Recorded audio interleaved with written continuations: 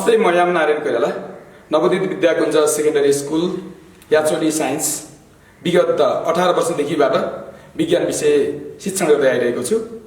2082 सालमा SC appear हुने विद्यार्थीहरूलाई लक्षित गर्दै कसरी विज्ञान विषयमा 4 जीपीए प्राप्त गर्न सकिन्छ भन्ने सवालमा आज म तपाईहरु सामु एउटा भिडियो प्रस्तुत गर्न गइरहेको छु। प्रिय विद्यार्थी भाइ बहिनीहरू, तपाईहरुले धेरै नै मेहनत गरिरहनु भएको छ, तर त्यो मेहनत कहाँ गरिरहनु भएको छ भन्ने कुरा अझ क्लियर रूपमा बुझ्नको लागि तपाईहरुको सिलेबस तर्फ म मोडिन चाहन्छु। तपाईहरुलाई विशेष गरी 4 प्रकारका क्वेशनहरु सोध्ने गरिन्छ।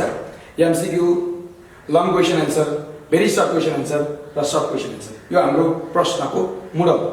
यसमा विशेष गरी तपाईहरुको बुकमा दिएका युनिट वाइज हेर्यो भने wave, heat, life processes, heredity, ICT, some gases, classification of elements र केमिकल रिएक्सन भन्ने टपिकबाट 4 मार्क्सका क्वेशनहरु सोध्ने गरिन्छ भने अरु च्याप्टरहरु honeybee, nature and environment, universe, scientific studies, materials use in our daily लाइफबाट भेरी सर्ट क्वेशन एन्सरहरु सोध्ने गरिएको छ।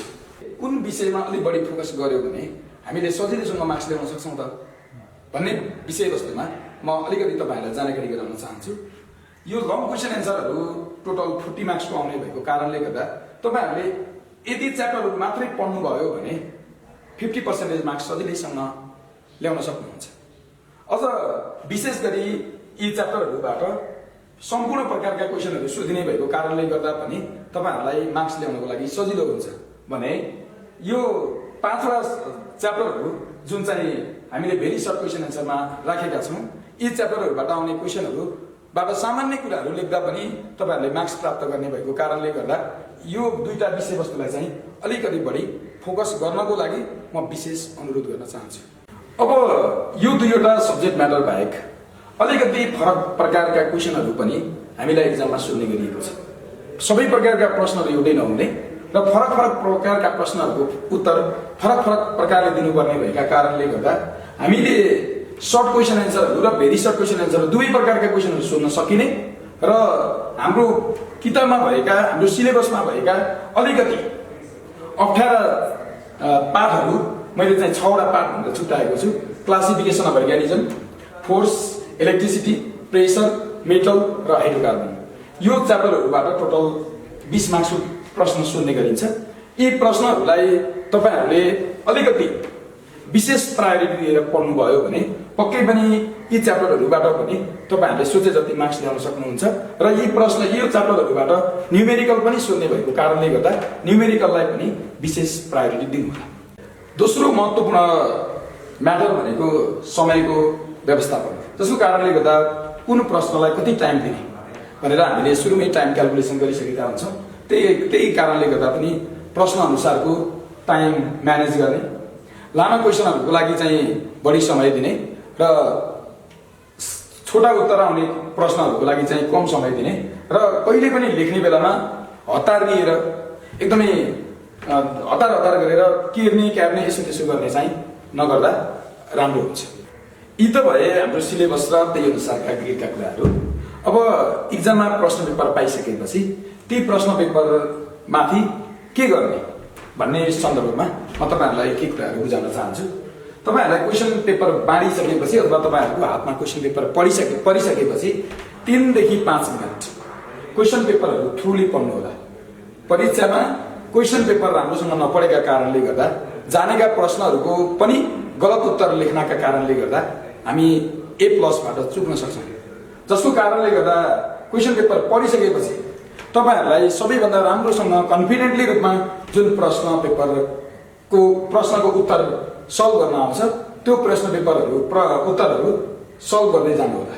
विज्ञान विषयमा के न्यूमेरिकलहरु पनि सोधिने र ती न्यूमेरिकलहरुको उत्तर लेख्दै गर्दा हामी विद्यार्थीहरुले चाहिँ सल्भ गर्ने, तर कतिपय अवस्थामा त्यो स्टेप्सहरु सबै नलेख्ने, फर्मुला नै नलेखिकन, युनिट नै नलेखिकन छुने गरेको हामीले धेरै देखेका छौं।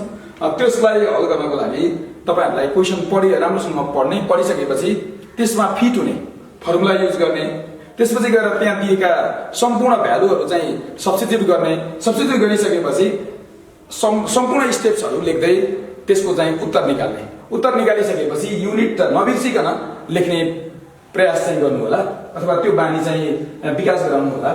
यदि क्वेसन गर्दै गर्दै जाँदा कहिलेकाहीँ गलत हुन पनि सक्छ। गलत भयो भने हाम्रो बानी के हुन्छ भने आदि काट्ने अनि आदि काटिसकेपछि त्यसैलाई कन्टिन्यू गर्ने। तर त्यो गर्नुभन्दा छुट्टै पेपरमा फेरि अर्को ठाउँमा लेख्नु भयो भने त्यहाँबाट टिचरले नम्बर दिन पनि सजिलो हुने र विद्यार्थीहरूले नम्बर नपाउने चान्स पनि कम हुने भएको कारणले गर्दा त्यो कुरामा ध्यान दिनु होला। प्रिय विद्यार्थी भाइ बहिनीहरू, म अब तपाईँहरू सामु अर्को एकदमै महत्त्वपूर्ण विषयवस्तुमा प्रवेश गर्न चाहन्छु। त्यो के छ त भन्दा हामीले प्रश्न पेपरहरू सल्भ गर्दै जाँदा कतिपय ठाउँमा रफ हुने, कतिपय ठाउँमा लेखेका कुराहरू नमिल्ने र कतिपय ठाउँमा लेखेका कुराहरू काट्नुपर्ने पनि हुनसक्छ।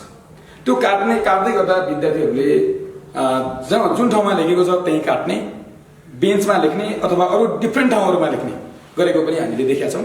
त्यसलाई मध्यनजर गर्दै तपाईँहरूले त्यो तपाईँहरूलाई दिएको कपीको अन्तिम पानामा रब गर्नुभयो भने तपाईँहरूलाई धेरै नै सहज हुन्छ।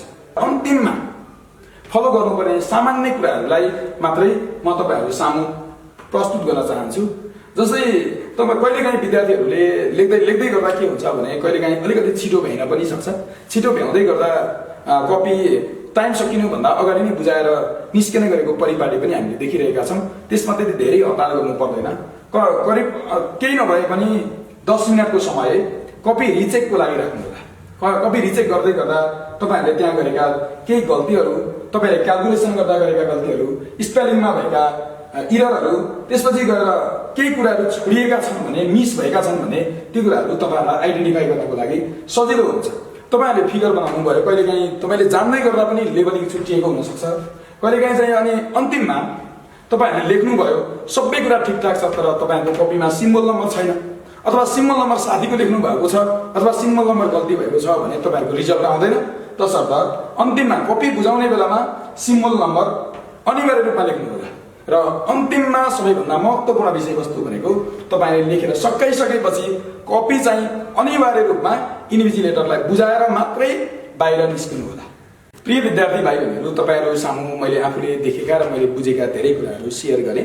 तपाईँहरूले पक्कै पनि फलो गर्नुभयो भने 4 GB प्राप्त गर्न सक्नुहुनेछ। यो सँगसँगै आउँदै गरेको 2082 सालको यासी परीक्षाको उपलक्ष्यमा तपाईँहरू सम्पूर्ण शुभकामना व्यक्त गर्दै यहाँबाट बिदा हुन्छु। हस्त नमस्ते।